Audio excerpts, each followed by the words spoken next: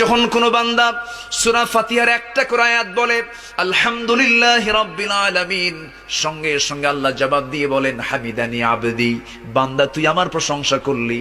আর রহমানির রহিম যখন বলে আল্লাহ বলেন আসনা আলাইয়া আবদি। মালিক ইয়াউমিদ্দিন যখন বলে আল্লাহ বলেন মাজ্জাদানি আবদি। এরপরে যখন বলে ইয়াকা না'বুদু ওয়া ইয়াকা নাস্তাঈন পর্যন্ত যখন বলে আল্লাহ বলেন বান্দারে তুই আমার কাছে কি চাস, প্রাণ খুলে চা রে বান্দা। ইহদিনাস সিরাতাল মুস্তাকিম থেকে শুরু করে নিয়া ওয়ালাদ-দাল্লিন পর্যন্ত যখন বান্দা বলে তখন আল্লাহ বলেন বান্দা নামাজের মধ্যে এমন প্রেমের খেলা খেললি বান্দা, তুই যা চাইলি সব আমি আল্লাহ কবুল করলাম। ওই বান্দা যখন রুকুতে যায় আল্লাহ তখন অস্থির হন।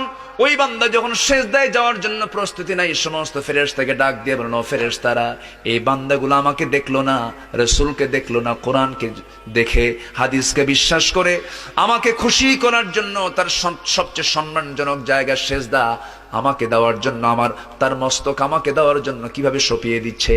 ও বান্দা, ওই ওই ফেরেশতারা তোরা সাক্ষী থাক, এই সমস্ত বান্দার জন্য সকল জাহান্নামের দরজা বন্ধ করে 8টা